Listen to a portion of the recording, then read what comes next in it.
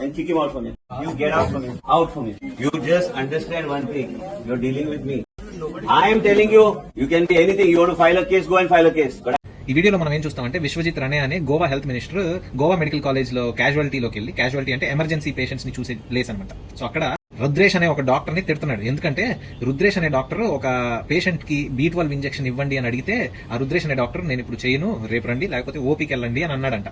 అసలు ఈ రుద్రేష్ కి ఈ డాక్టర్ కి ఎన్ని గుండెలంటే ఒక పేషెంట్ వచ్చి ఇంజెక్షన్ చేయమంటే అది కూడా గవర్నమెంట్ మెడికల్ కాలేజ్ లో అంటే ఫ్రీగా చేసే ఇంజెక్షన్ ని చేయనంటాడా? అసలు ఈ డాక్టర్స్ కి ఎన్ని గుండెలండి, ఎందుకు ఇంజెక్షన్ చేయరు అని చాలా మంది అనుకుంటా ఉంటారు కదా. సో లెట్ మీ ఎక్స్ప్లెయిన్ అండి. క్యాజువాలిటీ అంటే ఏంటంటే ఎమర్జెన్సీ పేషెంట్స్ ని చూసే ప్లేస్. అక్కడ heart attack patients, brain stroke patients, road traffic accidents patients, కాళ్ళు చేతులు ఇరిగిపోయి తలలు పగిలిపోయి వస్తూ ఉంటారు. అర్థమైందా? ఒకసారి ఏదైనా near by government medical college లోకి వెళ్ళి క్యాజువాలిటీకి వెళ్ళి ఒకసారి పేషెంట్స్ ఎలా ఉన్నారు, ఎంతమంది ఉన్నారు, అక్కడ సిచువేషన్ ఎలా ఉందో చూడండి. First point.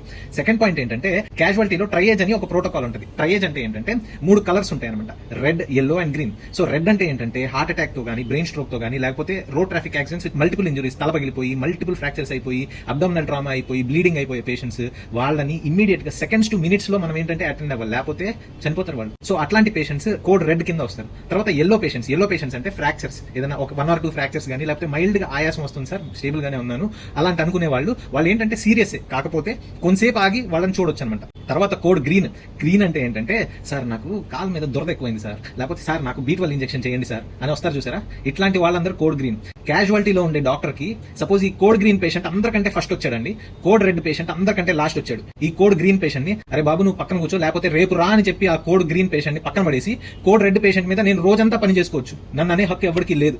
ఎందుకంటే code red is an emergency patient, code green నువ్వు రేపు రానైనా చెప్పొచ్చు. చాలా మంది జనాలకి, చాలా మంది కామన్ పీపుల్ కి ఇది అర్థం అవ్వాలి. మన ప్రాబ్లమే మనకి ఇంపార్టెంట్ గా అనిపిస్తుంది. మన చిన్న పిల్లడు పడిపోయాడు, ఆడుకుంటూ పడిపోయాడు, చెయ్యి ఫ్రాక్చర్ అయింది, డెఫినెట్లీ అది సీరియస్ ప్రాబ్లమే. కానీ ఆ పిల్లోడికి ఒక పెయిన్ కిల్లర్ ఇంజెక్షన్ ఇచ్చి ఒక 3-4 అవర్స్ లేకపోతే ఒక రోజంతా పడుకోబెట్టొచ్చు, ఎక్స్రే తీసి, తర్వాత అయినా సరే దానికి సర్జరీ చేయొచ్చు, లేకపోతే పిండి కట్టేయచ్చు. కానీ అదే ఒక చిన్న పిల్లోడు ఒళ్ళంతా కాలిపోయి వచ్చాడు, ఏం చేస్తారు? ఆ ఒళ్ళు కాలిపోయి పేషెంట్ పక్కన పడేసి వచ్చి మా పిల్లోడికి ఫ్రాక్చర్ కి పిండి కట్టేయండి అంటావా? కామన్ పీపుల్ కి తెలియాలండి, B12 ఇంజెక్షన్ కోసం ఇంత రచ్చ చేశారు.